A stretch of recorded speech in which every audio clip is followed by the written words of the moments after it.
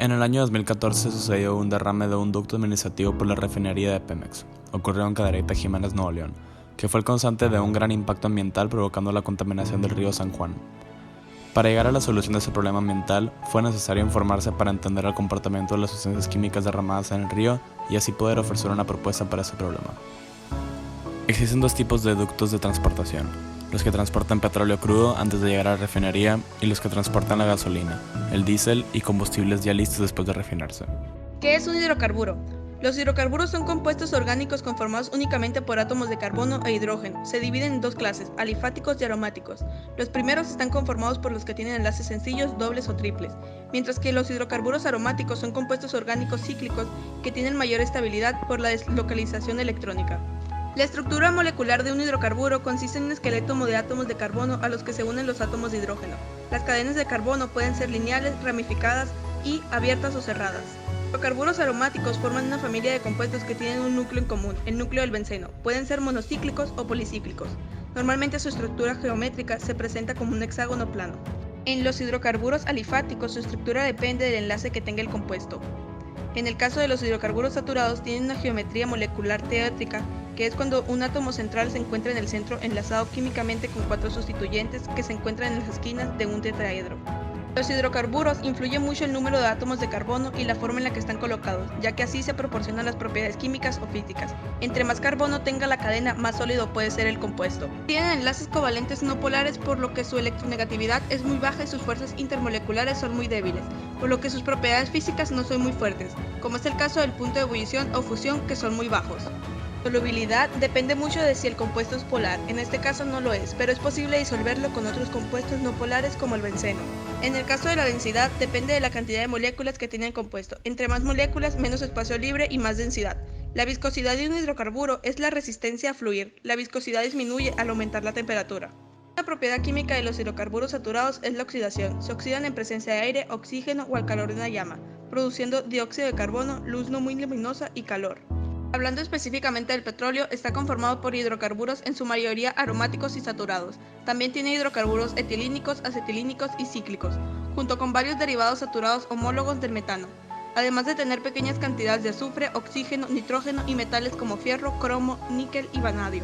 La polaridad del petróleo es muy difícil de calcular por sus compuestos que son tan variados. Para más organización se dividen en 3 grupos que son compuestos polares, compuestos polarizables y compuestos de polaridad nula. Otro punto a tomar en cuenta en el petróleo son las fuerzas intermoleculares, que pueden ser no específicas, mejor conocidas como fuerzas de Van der Waals, o específicas como los puentes de hidrógeno, como es el caso del agua. Entonces, por la complejidad de sus interacciones moleculares, es muy difícil medir su polaridad exacta. Estas mismas fuerzas dictan sus propiedades físicas, como su densidad, que es mucho más baja que la del agua. Su punto de ebullición es una mezcla de todos sus componentes, entre otras cosas. Muchas de las sustancias involucradas pueden ser tóxicas, y se ha demostrado que las sustancias químicas y petroquímicas en el ambiente ocasionan un gran impacto, como cambio climático, destrucción de flora y fauna. El daño principal se dirige en el agua, que deja de ser apta para el uso cotidiano. En cuanto a los organismos vivos, estos desechos pueden dañar a todos los animales del río. Si el petróleo llega al mar, los animales más vulnerables serían los moluscos y otras especies que se alimentan de filtrar el agua. La mayoría de los compuestos encontrados en el petróleo son hidrocarburos aromáticos, pero también se encuentran concentraciones de metales pesados. Por lo tanto, muchos de ellos son dañinos para el humano. Entre ellos se encuentra el benceno, que puede entrar al cuerpo por vía respiratoria, gastrointestinal o a través de la piel. Puede causar irritación en piel y ojos, depresión, dolores de cabeza, vértigo y náuseas. Es considerado cancerígeno. Hidrocarburos aromáticos. Estos pueden provocar cáncer de piel y pulmón. Arsénico. Este elemento puede provocar daños en el tracto intestinal y pulmón. Cadmio. Puede provocar cáncer y daños renales, hepáticos, náuseas, vómito e hipertensión arterial. El agua es uno de los compuestos más comunes del planeta Tierra. Es líquido a temperatura ambiente, es indispensable para la vida y es considerado el solvente universal. El agua se compone de 2 átomos de hidrógeno y 1 de oxígeno, siendo su fórmula química H2O. Estos 2 no metales forman un enlace covalente polar, debido a su diferencia de electronegatividad de 0.4. El agua presenta la estructura de Lewis mostrada a continuación. Observando esto, podemos concluir que la molécula del agua presenta una geometría molecular angular, de 2 enlaces y 2 pares solos de electrones. El agua presenta propiedades físicas y químicas simples, usadas como base para las unidades de medida. Presenta una densidad de 1 gramo sobre mililitro, punto de fusión de 0 grados centígrados y un punto de ebullición de 100 grados centígrados. Tiene una viscosidad de 0.001 newtons por segundo sobre metro cuadrado a los 20 grados centígrados. Dentro de las propiedades químicas se encuentra su oxidación, donde el agua puede reaccionar con los anhídridos para formar oxiácidos, o también puede reaccionar con óxidos básicos para así formar hidróxidos. Cuando el agua y los hidrocarburos interactúan entre ellos, estos se enlazan, formando una fuerza de atracción dipolo-dipolo inducido, debido a que los hidrocarburos son un compuesto covalente no polar y el agua es un compuesto covalente polar. El agua potable es el agua apta para el consumo humano, es decir, el agua que puede beberse directamente o usarse para lavar y preparar alimentos sin riesgo alguno para la salud.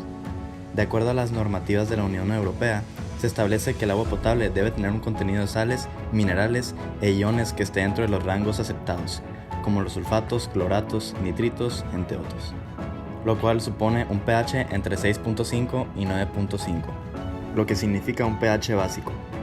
También debe estar lo más libre de bacterias y microorganismos patógenos, como los virus, así como de partículas en suspensión y sustancias orgánicas o radioactivas. Esto implica unos estándares de pureza media que la hacen apta para el consumo libre y cotidiano. Para la obtención de agua potable se pueden utilizar estos procesos: el proceso de filtrado, el proceso de depuración física y el de hervido. Nosotros en nuestra propuesta proponemos el proceso de filtrado. El derecho que tiene la comunidad al agua potable y a un medio ambiente sano y libre de contaminación. Según la Constitución Política de los Estados Unidos Mexicanos, se dicta en el artículo 4, párrafo 5, toda persona tiene derecho a un medio ambiente sano para su desarrollo y bienestar. El Estado garantizará el respeto a este derecho. El daño y deterioro ambiental generará la responsabilidad para quien lo provoque en términos de lo dispuesto por la ley. En el mismo artículo 4, en el sexto párrafo, se dice que toda persona tiene derecho al acceso, disposición y saneamiento del agua para consumo personal y doméstico en forma suficiente, soluble, aceptable y asequible. El Estado garantizará este derecho y la ley definirá las bases, apoyos y modalidades para el acceso y uso equitativo y sustentable de los recursos hídricos, estableciendo la participación de la Federación, las entidades federativas y los municipios, así como la participación de la ciudadanía para la consecución de dichos fines. ¿Qué método o técnica se puede utilizar para la separación de hidrocarburos del agua? Se puede utilizar un filtro de algodón recubierto de un polímero, es el elemento principal que permite purificar el agua contaminada. Seguidamente el algodón es sumergido en un líquido de solución que contiene un polímero que es un hidrofílico que se puede unir con las moléculas de hidrógeno que están en el agua. El polímero presenta un comportamiento oleofobicidad que significa que repele el aceite. Posteriormente, a ser sumergido es secado en un horno o en el aire libre. Esto funciona para purificar el agua y recuperar el petróleo. Los mismos filtros pueden ser reutilizados y tienen la capacidad de separar por completo el petróleo y el agua en cuestión de segundos. El Estado garantizará que se cumplan estos derechos, y la ley definirá las bases, apoyos y modalidades para el acceso y uso equitativo y sustentable de los recursos necesarios, estableciendo la participación de la Federación, las entidades federativas y los municipios, así como la participación de la ciudadanía para la consecución de dichos fines. Las principales autoridades de carácter federal que se encargan de proteger y cuidar el medio ambiente en México son la Secretaría de Medio Ambiente y Recursos Naturales, que tiene como propósito fundamental fomentar la protección de los ecosistemas y recursos naturales. La Profepa, que tiene como tarea principal incrementar los niveles de observancia de la normativa ambiental a fin de contribuir al desarrollo sustentable y hacer cumplir las leyes en materia ambiental. La Comisión Nacional de Áreas Naturales Protegidas, que tiene como finalidad conservar el patrimonio natural de México y los procesos ecológicos a través de las áreas naturales protegidas y los programas del desarrollo regional sustentable. Existen dos instituciones que tienen la finalidad de ayudar en el cuidado del medio ambiente a través de la investigación y la evaluación de las políticas existentes en la materia, así como la promoción y la generación de información relevante.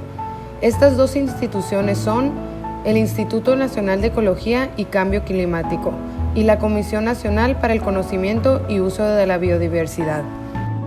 El daño principal se dirige en el agua que deja de ser apta para el uso cotidiano porque se disminuye el contenido de oxígeno, aporte de sólidos y de sustancias orgánicas e inorgánicas. Por consecuencia termina afectando a la tierra porque se dejan de hidratar los cultivos ya que el petróleo altera el sustrato original que se implementan las plantas. Esto, aparte de causar un gran impacto ambiental, causaría un impacto social, ya que al afectar a los cultivos afectaría a los animales y a cualquier tipo de campos agricultores cercanos, afectando también a los animales y por consecuencia a las personas.